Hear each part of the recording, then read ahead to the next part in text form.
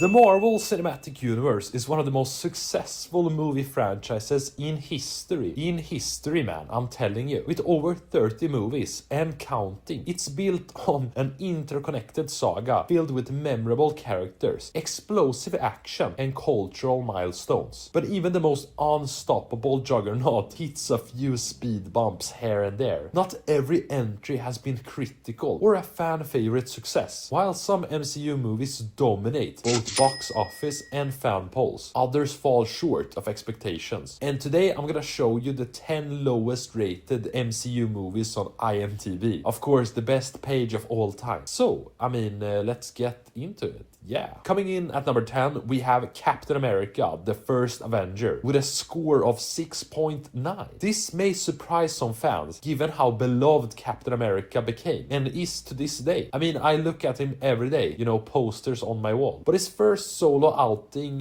it wasn't the best movie ever. It was set during World War II, and the First Avenger just felt more like a retro war movie than a typical superhero movie. While Chris Evans delivered a sincere and heartfelt performance, and the movie laid important groundwork for future movies. Some found the pacing to be a bit slow and the tone too old-fashioned, but it's one that truly pays off in hindsight, after we see how far Steve Rogers evolves in the franchise. Coming in at number 9, we have Iron Man 2, with a score of 6.9. Following the massive success of Iron Man 1, the sequel had a tough act to follow, and many felt it didn't live up to the original. Iron Man 2 introduced too many threads at once, man. New characters like Black Widow and War Machine, the government's interest in Stark's tech, Tony's health crisis, and a new villain called Whiplash. He was dog shit, if I'm gonna be honest. Literally the only thing he was talking about was his parrot or bird in that movie. Anyway, the result was a movie that felt overstuffed and just rushed. It lacked the tightness and charm of its predecessor. Coming in at number 8, we have Thor, The Dark World, with an IMDb score of 6.8. I remember watching this movie in the cinema and just thinking, it's pretty okay. It is labeled the weakest Thor entry, and it has a lot going against it. The villain, Malekith, is widely regarded as one of the most forgettable in the entire MCU. His motivations were, dark, murky, and his personality just wasn't there. I don't really remember what his goal was. He wanted to cover the whole universe in just darkness. Yeah, sure. Despite some fun moments between Thor and Loki, and key plot points, like, the introduction of the Reality Stone, the movie as a whole lacked the spark and energy of later Thor adventures. Coming in at number 7, we have Captain Marvel, with an IMDb score of 6.8. In my opinion, this score should be much lower. But anyway, who am I to judge? This movie introduced a major new player to the MCU. Shit, dude, what's her name? I really forgot her name. Cara Danvers?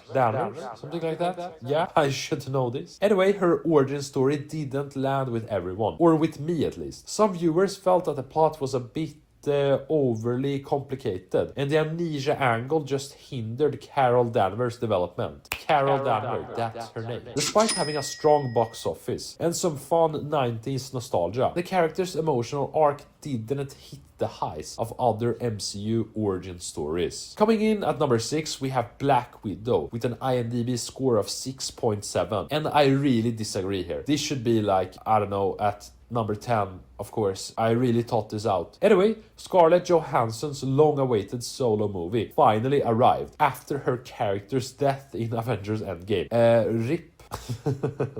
This unfortunate timing dulled some of the movie's stakes, as fans knew how Natasha's story would end. But anyway, the action was pretty good and solid, and the portrayal of Yelena stole the show, I would say. But still, Black Widow was criticized for feeling more like a generic spy movie than a true character deep dive. Taskmaster is a fan favorite villain in the comics, and also in this Spider-Man game right here. But the character was a bit underwhelming in the movie, lacking personality and complexity. In the end, it felt more like a missed opportunity than a triumphant send-off. Coming in at number 5, we have Doctor Strange in the Multiverse of Madness, with a score of 6.9. This is weird. Why did I put this here then?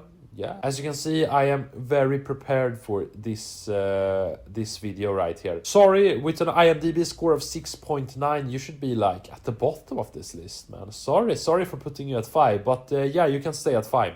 Sam Raimi, the guy who created Spider-Man, brought his signature horror style to the MCU in the Multiverse of Madness. But the result was divisive. Some people loved the movie's eerie visuals, shocking moments, and Raimi's unmistakable flair, while others thought it was jarring and just uneven. I mean, it's pretty noted that the movie's pacing, strange character arcs, especially Wanda Maximoff, and a lack of clarity about the multiversal rules was a bit strange. While the visuals are very beautiful, it sometimes felt like more of a style than substance, if that sentence makes sense, leaving fans confused and just emotionally disconnected. Coming in at number 4, we have The Eternals with a score of 6.3. A big drop here. Eternals was meant to usher in a new era of Marvel storytelling, more thoughtful, more cosmic, and more rhythmic. But while Eternals aimed high, its slow pacing and dense exposition lost a lot of viewers, and the movie was really long. I remember leaving the cinema and just having to piss. I think my description of this movie has been one of the worst of all time. I think we should just leave Eternals. Coming in at number 3, we have Thor Love and Thunder with a score of 6.2. Yeah, what can you say about this movie? Yeah, after the critically acclaimed Thor Ragnarok, expectations were sky high for this movie, but Love and Thunder proved too chaotic for many viewers. The movie attempted to balance goofy and slapstick humor with the serious themes of love, loss, and mortality. Christian Bale's gore was compelling, but he was a bit underused in my opinion, and the tone often whiplashed between heartfelt and just absurd. I mean, we had too much comedy in my opinion. We had a couple of goats screaming all the time.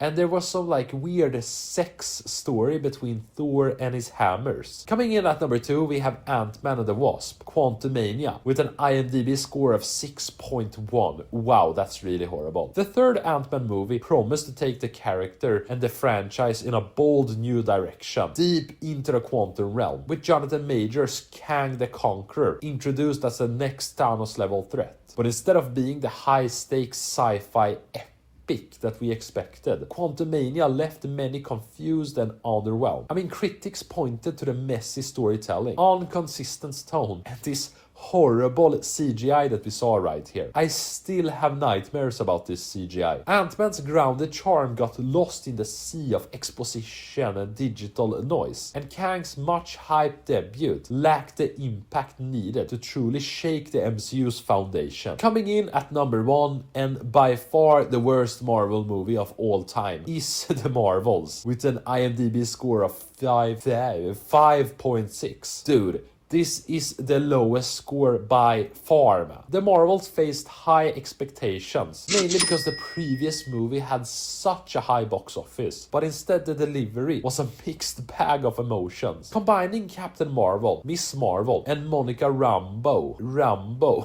Fuck, man. In a cosmic team-up seemed like a recipe for success. But instead, many fans found the movie disjointed and rushed. I'm still laughing that I called her Rambo. The plot jumped rapidly between worlds, leaving little time for proper character development. To be honest, Miss Marvel is probably the worst superhero of all time. I really don't care about her. So, how do we wrap this up? I mean, this is the worst list of all time. Anyway, if you enjoyed this movie, like and subscribe. Until next time, peace.